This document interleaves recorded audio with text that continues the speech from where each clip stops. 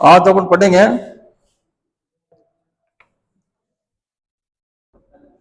पृष्ठ संख्या 148, प्रकृति विकृति। हाँ हाँ, यही आयुर्वेद, हाँ यही है।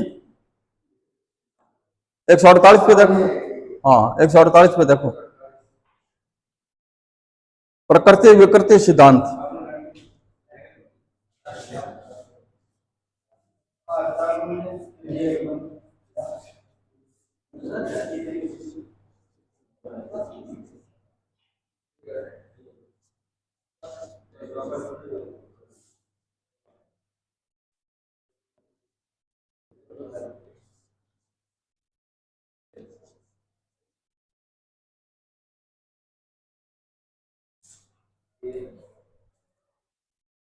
प्रकृति विकृति सिद्धांत और कार्य कारण सिद्धांत।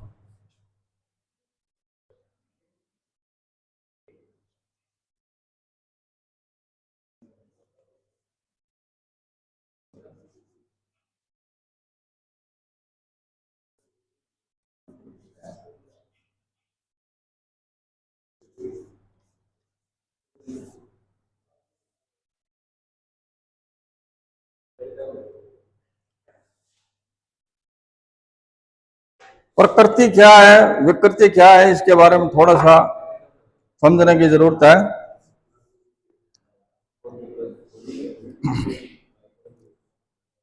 इसे साम्य वैषम्य सिद्धांत भी कहते हैं।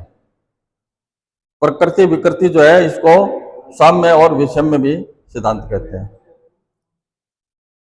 साम्य वैषम्य सिद्धांत सांख्य दर्शन का है। ये दर्शन शास्त्र है सांख्य, इसके ये शब्द हैं। सांख्य दर्शनकार का यह कहना है कि साम्य यानी समता तथा वैषम्य यानी विषमता, ये दो कार्य होते हैं जब प्रकृति में तीनों गुण, प्रकृति में तीन गुण कौन कौन से होते हैं, महागुण बताए थे ना, सत्व रज और तम। हाँ, अगर ये साम्य अवस्था में रहते हैं तो प्रलय हो जाता है। ये साम्य अवस्था में रहेंगे तो प्रलय हो जाता है। हाँ, सत्व रज और तम बराबर रहेंगे तो कैसे, जैसे रज भी मतलब समान रहेगा और तम है वो भी समान रहेगा, वात है वो भी नहीं, वो आगे आएगा। जो आप जो पूछ रहे ना प्रश्न, वो है दोषों का। शरीर के अंदर जो दोष है वो सम विषम होंगे तब रोग आरोग्य होगा। हाँ हाँ हाँ, तो वो एक ही होगा, तीनों समान हो जाएंगे तो मृत्यु है ही। हाँ, वज भी हो गया तो तीनों है अपने में, लेकिन वो ऊपर नीचे है, ये नहीं है कि समान रूप से है। हाँ, समान रूप से होने के बाद में प्रलय हो जाता है। यह तो है प्रकृति का सिद्धांत है। वो दोष है, सत्वरज तम दोष है, ये प्रकृति है। ठीक है ना, ये प्रकृति के बारे में बता रहे हैं अपन। और वो जो दोष है नहीं अपने वात पित्त कफ, वो शरीर में आएंगे। तो ये समझने की बात है। जब प्रकृति में तीनों गुण सत्व रज और तम साम्य अवस्था में हो जाते हैं तो क्या होता है, प्रलय हो जाता है। जब विषम रूप में हो जाते हैं तब समय विचित्र सृष्टि उत्पन्न होती है। अगर समान अवस्था में ये रहेंगे तो प्रकृति है, उसका प्रलय है। ये प्रकृति के बारे में पढ़ रहे हैं अपन। और अगर सत्व रज तीनों में से एक दुगुण फालतू होगा, कम होगा, ज्यादा होगा, तो वो क्या कहलाएगा, सृष्टि। हाँ, अलग अलग, वो सृष्टि की उत्पत्ति क्रम है। अब आगे लिखा है आयुर्वेद में ये सिद्धांत है कि जिस पर नहीं नहीं, एक ही प्रकृति होती है उसमें। जैसे अलग अलग मनुष्य है, उसके अंदर कई पित्त प्रकृति का होता है। हाँ हाँ, वो अलग अलग होंगे उसमें। सत्व मतलब सात्विक प्रकृति का, जैसे साधु संत में आत्मा है वो साधु प्रकृति के होते हैं। रजों में जैसे अहंकार होता है उसमें, हाँ रज में, और तम में होता है तामसिकता, आलस्य, निंद्रा, और वो पड़ा ही रहता है खा पी के, वो तामसिक है। जब बताओ ना, ये सत्व और रजतम है, ये अलग अलग है। आयुर्वेद में ऐसा सिद्धांत है कि जिस पर आरोग्य, रोग एवं चिकित्सा आश्रित में कहा गया है। अब देखो जो आगे आयुर्वेद के चिकित्सा क्रम आएगा, ये तो है प्रकृति का कारण, अब है चिकित्सा का कारण। विकारो धातु वैषम्यम साम्यम प्रकृति रूपते, मतलब धातु वैषम्य है तो विकार कहलाता है, और साम्य है तो आरोग्य कहलाता है। प्रकृति विकृति में ये आ गया ना समझ में आपके। सम का भाव साम्य तथा विषम का भाव वैषम्य है। धातु वैषम्य ही विकार रोग है। क्यों? धातु है ना, धातु कितनी है? 7 है। हाँ, रक्त, रस, रक्त, मांस, मेद, अस्थि, मज्जा, शुक्र। अगर ये वैषम्य ही विकार रोग है, इसकी विषमता रोग है। धातु साम्य ही प्रकृति अर्थात आरोग्य है, इसकी साम्य अवस्था आरोग्य है और विषमता है रोग है। अर्थात साम्य अवस्था प्रकृति एवं वैषम अवस्था विकृति है। प्रकृति विकृति पढ़ रहे हैं ना अपन, उस हिसाब से पुनः कहा है कि महर्षि चरक के अनुसार हेतुओं की विषमता, हेतु किसको कहा गया है? कारण को। कारणों में विषमता है अहित आहार विहार से शरीर की धातुएं, वात, पित्त, कफ शरीर धारण करने से ये धातुएं हैं, तथा रस, रक्त, मांस, मेद, अस्थि, मज्जा, शुक्र भी विषम अर्थात अपने परिणाम से क्षीण तथा वृद्ध हो जाते हैं, जिसके विकार उत्पन्न होते हैं, किंतु हेतुओं के सम होने पर शारीरिक धातुएं भी साम्य अवस्था में रहती है, जिससे मनुष्य स्वस्थ रहता है। दोष, धातु और मल ये साम्य अवस्था में रहेंगे तो शरीर स्वस्थ रहेगा। अगर इसमें विषमता आ जाएगी, है ज्यादा कम हो जाएगा, विकृति आ जाएगी तो रोगी हो जाएगा, मतलब वो रोगी हो जाएगा। सम धातु विषम अवस्था को तथा विषम धातु साम्य अवस्था को प्राप्त नहीं होते हैं। देह धातु नित्य कारणों से तत्सदृश उत्पन्न होते हैं। आरोग्य की भांति चिकित्सा जो साम्य वैषम्य सिद्धांत पर आश्रित है, मतलब चिकित्सा जो है अपने साम्य वैषम्य पर आश्रित है, वह निम्न प्रकार है। चिकित्सा से कहते हैं इस संबंध में बताया गया है कि जिस क्रिया से शरीर में सम धातुएं उत्पन्न हो, जिस क्रिया से सम धातु मतलब सम धातुएं उत्पन्न हो, उसी क्रिया का नाम चिकित्सा है। यही वैद्य का कर्म भी है। हाँ, समान धातु, वात, पित्त, कफ सम धातु हो जाए तो वो निरोग रहता है। ये दोष है, मतलब वात, पित्त, कफ 3 दोष, रस, रक्त, मांस, मेद, अस्थि, मज्जा, शुक्र 7 धातुएं। ये अगर अपनी सम अवस्था में है, समान अवस्था में है, तो वो निरोगी रहता है। ठीक है। और अगर ये विषम हो जाएंगे, रस, रक्त, मांस, मेद या त्रिदोष है, तो रोगी हो जाएगा। सब धातुओं का संबंध बना रहे इसलिए क्रिया की जाती है। विषम हेतुओं से त्याग तथा सम हेतुओं के सेवन से विषमता का संबंध नहीं होता है तथा धातुएं सम उत्पन्न होती हैं। यही क्रिया चिकित्सा है। इस प्रकार आयुर्वेद में साम्य वैषम्य एवं महत्वपूर्ण सिद्धांत है, साम्य और वैषम्य, जिस पर रोग, आरोग्य, रोग चिकित्सा अभी आश्रित है। इससे कार्य कारण विचार भी आयुर्वेद के दृष्टिकोण होता है। कुल मिला के कहने का तात्पर्य यह है कि अपने को चिकित्सा करने का मतलब है कि सम दोष होना चाहिए, सम धातु होनी चाहिए, सम मल होना चाहिए। ये समान अवस्था में रहेंगे तो शरीर आरोग्य रहेगा। बस मुख्य चीज 3 ही है इसमें, दोष, धातु और मल। दोष कितने हैं? 3, सत्व, रज, तम। नहीं, दोष वात, पित्त, कफ वो महागुण है। सत्व, रज, तम जो है ये महागुण है। दोष जो है नहीं, वो है वात, पित्त, कफ। और सप्त धातुएं रस, रक्त, मांस, मेद, अस्थि, मज्जा, शुक्र। और मल कितने हैं? 3 प्रकार के हैं, जैसे मूत्र, पुरुष और स्वेद। स्वेद माने पसीना। कार्य कारण सिद्धांत के बारे में क्या है? कि दार्शनिक क्षेत्र में कार्य कारणवाद एक प्रमुख सिद्धांत है। प्राचीन काल से ही दर्शन एवं विज्ञान दोनों क्षेत्रों में कार्य कारण की विस्तृत व्याख्या मिलती है। विश्व की घटनाओं की उत्पत्ति एवं विकास की व्याख्या के प्रसंग में कार्य कारणवाद को विशेष महत्व दिया जाता है। कार्य कारणवाद के समर्थकों के अनुसार विश्व में जितनी भी घटनाएं घटती हैं उनका कुछ न कुछ कारण अवश्य होता है।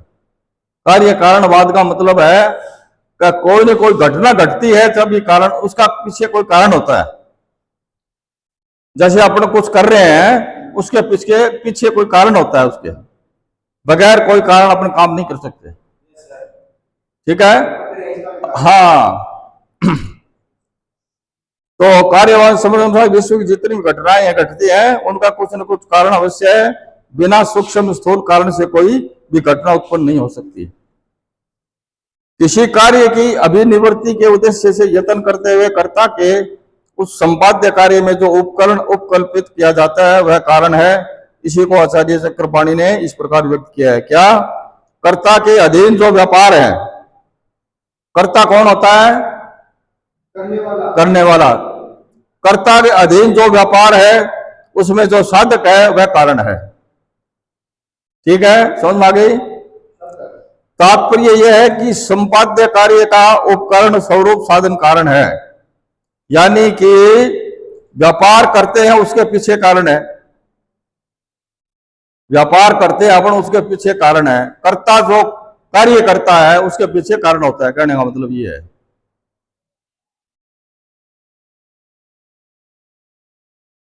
कर्ता के प्रति असाधारण कारण करण कहा जाता है। करण किसको कहते हैं? जो वो क्या कहते हैं? हाँ, करण उसको कहते हैं। सभी कार्यों की उत्पत्ति का असाधारण कारण ईश्वर काल आदि है। कारण भेद से कारण के 4 प्रकार बताए गए हैं।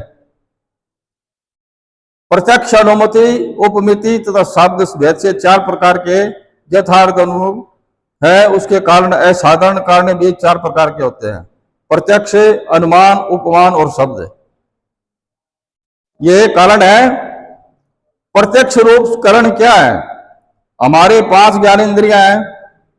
कारण यह है कि इंद्रियों के द्वारा ही प्रत्यक्ष ज्ञान होता है, अतः प्रत्यक्ष ज्ञान का कारण इंद्रियां होती है। अपने इंद्रियां कितनी है शरीर में? 11। कौन कौन से?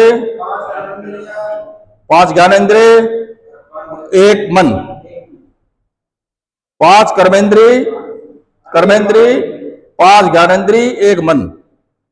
11 मतलब क्या होता है? इंद्रियां होती हैं।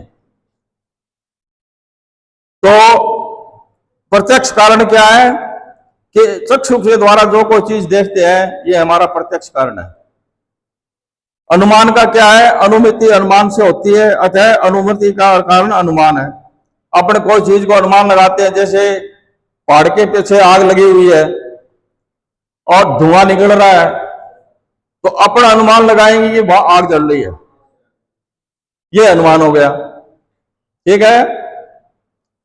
उपमान स्वरूप कारण क्या है? उपमान का अर्थ है सादृश्य ज्ञान। भाई हमारे सामने ही सादृश्य ज्ञान, कोई चीज बिल्कुल हमारे पास में ही है, उसका ज्ञान होता है सादृश्य ज्ञान। ठीक है। और शब्द कारण क्या है? आप्तोपदेश। जैसे ऋषि महर्षि वैज्ञानिक ने कोई शब्द बोल दिया या कोई चीज अपनी बता दी, वो क्या होता है? आप्तोपदेश। आप्तोपदेश मतलब सच्चा उपदेश, वो झूठ नहीं हो सकता।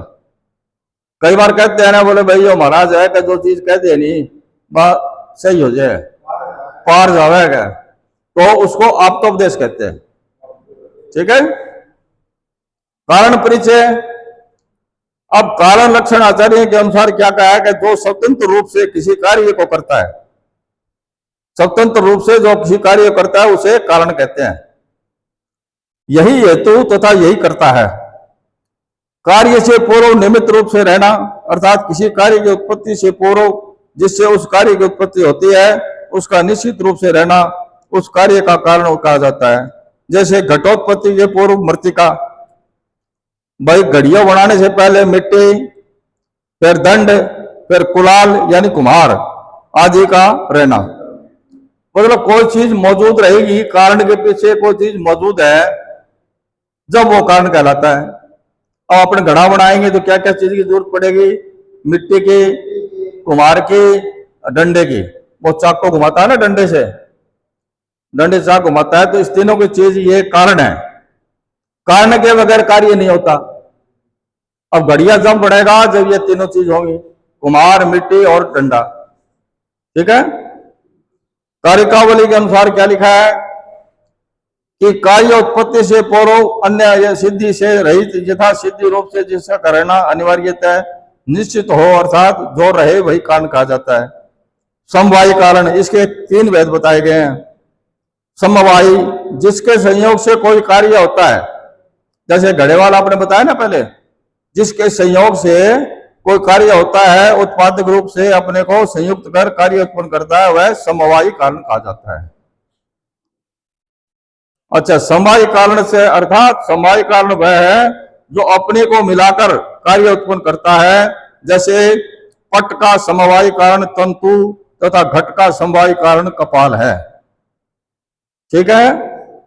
असमवायी कारण क्या है? कार्य के संपन्नता में उत्पादक रूप से समवायी कारण है में जो आसन्न या समीप के कारण रूप से वर्तमान हो, वह उस कार्य का साधक दूसरा कारण असमवायी कारण कहा जाता है। असमवायी कारण से कपाल द्वय के संयोग से घट उत्पन्न होता है। घट के कपाल द्वय का संयोग असमवायी कारण है।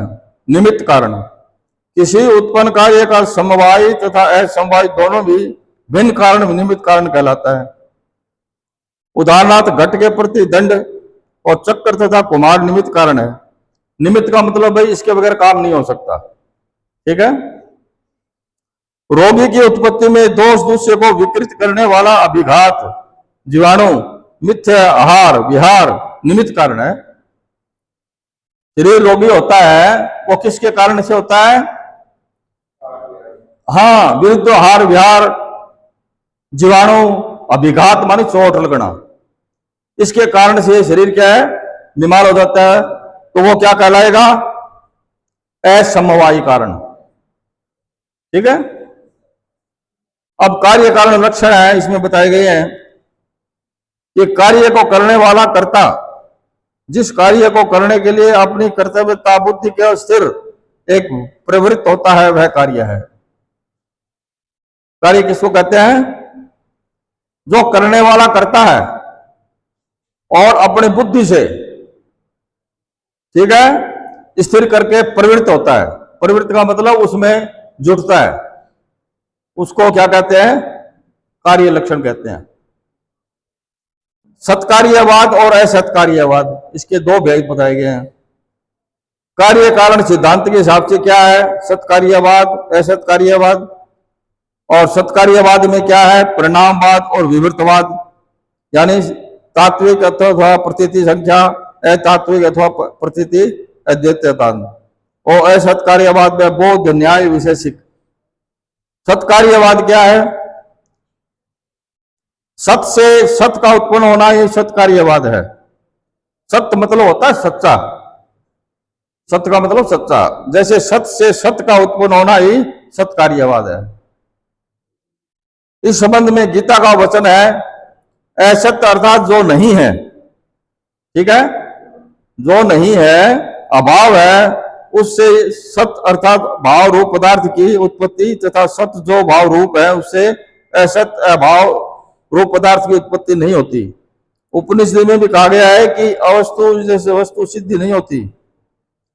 सारांश यह है कि कोई भी कार्य किसी कारण से ही संपन्न होता है। सारांश बताया गया है वहां कि कोई भी कार्य किसी कारण से ही उत्पन्न होता है। कार्य की जो अव्यक्त अवस्था है वही कारण है। कारण की जो व्यक्त अवस्था अर्थात कारण रूप अपने स्वरूप को प्राप्ति की अवस्था है वही कार्य है। महेश्वरी सुश्रुत के अनुसार कारण के अनुसार ये कार्य होता है। इस सिद्धांत के अनुसार ये सभी विशेष अर्थात महतादि तत्व रजोस्तंभों में होते हैं। यह अव्यक्तादिक सभी अर्थात उससे उत्पन्न होने वाला पूरा वर्ग अचेतन है। कारण यह है कि कारणभूत अव्यक्त नाम मूल प्रकृति अचेतन है, अतः उसके अचेतन होने से उससे उत्पन्न होने वाले महतादि भी सभी कारण रूप कार्य इस सिद्धांत के अनुसार अचेतन है। इसी प्रकार से ये कहा गया है कि ये सभी वर्ग अचेतन है। यही सत्कार्यवाद का सिद्धांत है। सांख्य दर्शन सत्कार्यवाद को मानता है। आयुर्वेद का भी सिद्धांत सत्कार्यवाद का ही सिद्धांत है। सांख्य शास्त्र में जो सत्कार्यवाद का सिद्धांत सम्मिलित है उसका अभिप्राय यही है कि यह प्रधान प्रकृति की सिद्धि के लिए यह असत्कार्यवाद अथवा विवर्तवाद से प्रधान की सिद्धि नहीं होती। सत्कार्यवाद के सिद्धांत का प्रतिपादन सम्यक्तया ईश्वर कृष्ण कृत्य सांख्य कारिका में 5 कारण को प्रदर्शित करने से किया गया है जो निम्नलिखित है। अब इसके अंदर ये लिखा है सत्कार्यवाद में कि इसके 5 भाग बताए हैं। असत्करणात्, सत्ता रहित वस्तु असत होती है। जिसकी कोई सत्ता नहीं है वो असत होती है। असत अर्थात अविद्यमान वस्तु जो सत्ताहीन है, कारण रहित है, उससे सभी सत्य की उत्पत्ति नहीं होती। जो सद रूप कार्य संपन्न होता है वह बीज रूप से अपने उत्पादक सद स्वरूप कारण में पूर्ववर्त से वर्तमान रहता है। महत तत्व आदि कार्य है क्योंकि वह अपने सदरूप कारण में उत्पत्ति से पूर्व से ही अव्यक्त रूप से रहता है। जो वस्तु असत है वह सत्य नहीं होती। इसी प्रकार घट अपने कारण रूप मिट्टी में पूर्व से ही वर्तमान रहता है। यदि न रहे तो अनेक प्रयत्न करने पर भी वह सतरूप अनेक अपने स्वरूप को प्राप्त नहीं हो सकता। कहने का मतलब यह है कि मिट्टी के अंदर पहले से ही घड़िया है, घट है, और उसको बनाने में कारण है उसका है कुम्हार है, उसको इकट्ठे करता है, उसके बाद में पानी डालता है, मिट्टी का बढ़ाएगा वो, फिर वो घड़िया बनेगा। ठीक है, ये असत कारणात है। निश्चित सिद्धांत है कि जो पदार्थ पूर्व में ही अपने कारण में अव्यक्त रूप से वर्तमान रहता है वही उसे व्यक्त रूप में आविर्भूत होता है। जैसे तिल से तेल, भाई तिल के अंदर तेल रहता है, अपने को दिखाई नहीं देता, तेल निकालने के बाद में दिखाई देता है अपने को। दही है तो दूध है, दूध में अपन वो डालेंगे क्या, जावण कहते हैं, हाँ, उसके बाद वो दही बनेगा।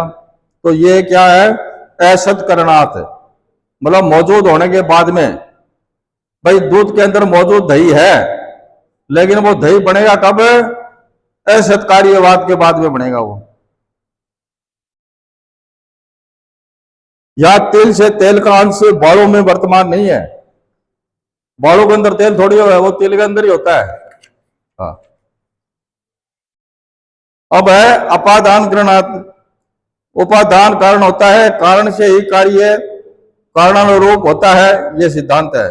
किसी कार्य को संपन्न करने के लिए उसके उपादान कारण हो जिससे उस कार्य की संपन्नता होती है, ग्रहण किया जाता है। सत्कार्य के लिए सतरूप कारण भी होता है। जैसे दही बनाने की इच्छा होने पर जल को ग्रहण न कर दूध को भी ग्रहण किया जाता है। इस दृष्टांत से यह सिद्ध है कि कार्य तथा कारण का एक निश्चित सिद्धांत है।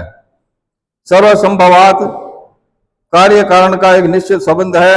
जिस कार्य का उसी से उसकी उत्पत्ति होती है।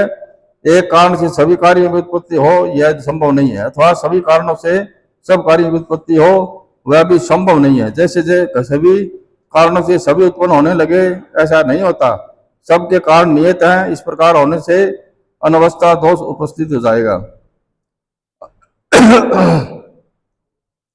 अब है सकस्य शक्य करणात्, शक्त अर्थात शक्तिमान, शक्ति संपन्न कारण से ही शक्य वस्तु की उत्पत्ति होती है, जिससे यह सिद्ध है कि कारण में कार्य की सत्ता अव्यक्त रूप से पूर्व में से विद्यमान है, तभी उसमें तद्रूप कार्य की संपन्नता होती है। कारण भावात, कारण व कार्य का वस्तुतः एक संबंध है, इसका एक के भाव वास्तविक है। स्पष्ट तो यह है कि कार्य तथा कारण एक ही वस्तु की भिन्न भिन्न अवस्थाएं हैं। व्यक्त स्वरूप का नाम कार्य, अव्यक्त स्वरूप का नाम कारण। कारण है कि परिस्थितियों के अनुसार कार्य रूप में प्रकट होता है। जैसे बीज से वृक्ष, विकृति दोष से तद्जनित रोग तथा यव के बोने से यव होता है। इस प्रकार कार्य व कारण की एक रूपता है, उनमें भेद व्यवहारिक परंतु अभेद तात्विक है। अतः यह निर्विवाद सिद्धि है कि सत्कार्य कारण से सत्कार्य की उत्पत्ति होती है, न कि असत कारण से। इसी सिद्धांत को सत्कार्यवाद अथवा परिणामवाद भी कहते हैं। इसी को कार्य कारणवाद भी कहते हैं। यह सांख्य दर्शन का सिद्धांत है। जिसकी संसिद्धि के लिए अनेक प्रकार की युक्तियां दी गई है। मूल प्रकृति अव्यक्त रूप से सबका कारण है, उससे उत्पन्न महत आदि कार्य व्यक्त रूप है, कार्य होने के कारण ही सत्य है, क्योंकि कारण से कार्य की सत्ता अव्यक्त रूप से वर्तमान रहती है, जैसे कि ऊपर कहा जा चुका है। आयुर्वेद में रोगोत्पत्ति, गर्भावक्रांति, निदानार्थ कर रोग, गर्भ के पूर्व के सभी संस्कार, आहार के परिणाम से ही सभी धातुओं का निर्माण, किए गए कर्म का फल एवं स्वस्थ वृत्त के निदान, पालन से रोगों के अनुत्पत्ति आदि आयुर्वेद में सत्कार्यवाद का महत्व प्रदर्शित करते हैं। सत्कार्यवाद का है ये। परिणामवाद क्या है? किसी कारण का कार्य रूप में परिणित हो जाना।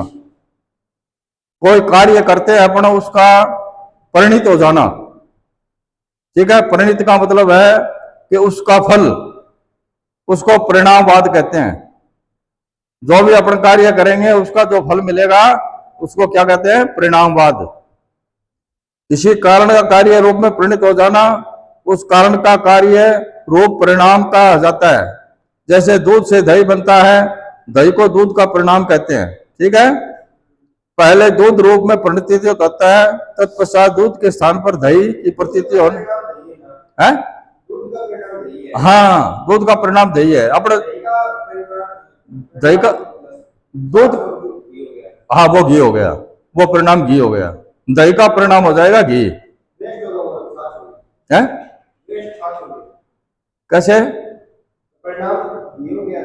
हाँ, छाछ तो परिणाम, तो वो घी निकल गया, छाछ परिणाम क्या है? छाछ बनती है, वो परिणाम है भाई। जो कार्य करते हैं उसका जो अपने को फल मिलेगा वो परिणामवाद है। हाँ, कोई भी कार्य कर लो। ये तो एक उदाहरण दिया है दही का। हाँ हाँ, ये तो उदाहरण, जैसे तिल है, अब तिल से अपन तेल निकालेंगे, हाँ, तो उसी हिसाब से मतलब ये उदाहरण दिया है। जैसे कुम्हार है, मिट्टी को इकट्ठी करके भिगोएगा, बनाएगा, घड़ा बन जाएगा, वो एक परिणामवाद है भाई, ठीक है भाई। जो परिणाम मिले अपने को। सांख्य दर्शन ने सृष्टि के संबंध में परिणामवाद का प्रतिपादन किया है। अव्यक्त नाम मूल प्रकृति सृष्टि उत्पत्ति का मूल कारण है, कार्य रूप सृष्टि उसी मूल कारण का परिणाम है। वेदांत मत से परिणाम निर्वाद है, विवर्तवाद। जिस वस्तु से जिस तत्व का परिज्ञान होना चाहिए वह न है होकर मिथ्या ज्ञान होना ही विवर्तवाद है। एक विवर्तवाद हो रहा है इसमें भाई। जो लिखा है कि तत्व का परिज्ञान होना चाहिए वह न होकर के मिथ्या ज्ञान होता है। मिथ्या मतलब झूठा। जैसे रज्जु में सर्प की प्रतीति। अब रात को कोई रस्सी पड़ी है, रोड के ऊपर रस्सी पड़ी है रात को, और दूर से अपन कहेंगे बोले यार सांप है, ठीक है, वो भ्रम है कि उसको क्या कहेंगे? विवर्तवाद। उसको क्या कहेंगे? विवर्तवाद। और ऊपर वाला है परिणामवाद, जो अपने को फल मिले, ठीक है, सत्य के आधार पर है। परिणामवाद सत्य के आधार पर है, और जो आपको विवर्तवाद है ये असत्य के आधार पर है। इसमें भ्रम होता है। इसमें रज्जु बदलकर सर्प नहीं बने जाता, परंतु उसमें सर्प की प्रतीति होती है। इसी तात्विक अन्यथा प्रतीति को, अर्थात तत्व परिवर्तन हुए बिना होने वाली अन्यथा प्रतीति को विवर्त कहते हैं। सर्प रज्जु का परिणाम नहीं है, ये परिणाम नहीं है सर्प रज्जु का, विवर्त है। शंकर वेदांत विवर्तवाद का प्रतिपादन है। उनके मत में एक जगह ब्रह्म का विवर्त है। ब्रह्म ही सत्य है, यह जगत का विवर्त रूप है। विवर्त रूप क्यों है? अब ये कहते हैं कि ब्रह्म ही सत्य है, यह विवर्तवाद है। तो अपने आंखों से थोड़ी देखा ब्रह्मा जी को, अपन मानते ही हैं, भ्रमित ही है अपन, और क्या है। जैसे सांप, रज्जु में सांप की दृष्टि देखी आपने, उसी हिसाब से ब्रह्मा जी एक विवर्तवाद है, ठीक है। ब्रह्मा जी ने किसी को नहीं देखा। माया को शक्ति के कारण संपूर्ण जगत सत्य स्वरूप दिखाई दे पड़ता है। ब्रह्म सत्यम जगत मिथ्या, अर्थात ब्रह्म ही एकमात्र सत्य है तथा संसार मिथ्या है। ऊपर दिए हुए रज्जु तथा सर्प के उदाहरण की भांति यह मिथ्या ज्ञान है। आगे ना, ये ब्रह्मा का है, ये मिथ्या ज्ञान है, जिससे संसार सत्य स्वरूप दिखलाई पड़ता है। अतः सत्य स्वरूप ब्रह्मा है। तथा संसार स्वरूप कार्य और उस कार्य रूप ब्रह्म का विवर्तवाद है। ये असत इसलिए है कि उसकी सत्ता ब्रह्म की भांति न होकर ब्रह्म से उत्पन्न होकर उसी में विलीन हो जाती है। फलतः यह ब्रह्म का कार्य तथा ब्रह्म इसका कारण है। इस प्रकार ब्रह्म सद्रूप होने से नित्य तथा संसार असद्रूप से होने से अनित्य सिद्ध होता है। आयुर्वेद के मनुष्यों में विवर्तवाद शब्द स्वरूप से उल्लेख नहीं किया गया है। ये आयुर्वेद में इसको ब्रह्म को कोई जगह नहीं है। कहने का मतलब ये है विवर्तवाद का कोई जगह नहीं है। धी धैर्य आत्मना विज्ञान मनोदोषम, मानसिक दोष की यह औषधि थी धैर्य तथा आत्मादि विज्ञान। मानसिक रोग किसी का हो जाता है तो उसका इलाज क्या है? एक तो उसको क्या करना चाहिए? धैर्य। धैर्य का मतलब होता है कि एकदम कठोर कर लो शरीर को, धैर्य है। एक आत्मादि विज्ञान, हाँ, कार जो तगड़ो राखण होती है। एक है आत्मा सम्मान, मतलब अपने अंतरात्मा के अंदर झांकना चाहिए कि भाई हम, हाँ, अपने अंतरात्मा में। अब यह लास्ट का है आपका असत कार्यवाद। यह असत कार्यवाद देखो, नैयायिकों विशेषज्ञों के अनुसार कारण में कार्य की सत्ता उत्पत्ति से पूर्व नहीं रहती। उनका कहना है कि यदि उत्पत्ति के पूर्व ही कार्य की सत्ता विद्यमान होती तब उत्पन्न होने का मतलब ही क्या है, तथा उसमें कर्ता तथा निमित्त कारणों का प्रयोजन ही क्या रह जाएगा। यदि मिट्टी में पहले से ही घड़ा विद्यमान है तो कुंभकाल और परिश्रम करने की आवश्यकता थी। ठीक है, कारण व कार्य में भेद किस प्रकार कर सकते हैं? मिट्टी तथा घड़ा दोनों के लिए एक ही नाम क्यों नहीं प्रयोग करते? यदि यह कहा जाए कि मिट्टी व घड़े में आकार को लेकर भेद है तब तो यह स्वीकार करना होगा कि कार्य में कोई वस्तु विशेष आकृति है जो कारण में नहीं थी, अर्थात कार्य वास्तविक रूप से कारण में विद्यमान नहीं था। मतलब समझ गए आप कि कार्य में ही कारण की है उत्पत्ति है, कार्य में ही कारण की उत्पत्ति है। यही असत कार्यवाद है। कार्य असत अविद्यमान होते हुए भी उत्पन्न आरंभ किया जाता है, अतः इस सिद्धांत को असत कार्यवाद तथा आरंभवाद कहते हैं। ये थोड़ा सा घर जाके थोड़ा सा और पढ़ लियो, कोई चीज समझ में नहीं आया तो मन पूछ लियो। ठीक है, कल अपना पढ़ेंगे त्रिदोष एवं रोगोत्पत्ति सिद्धांत।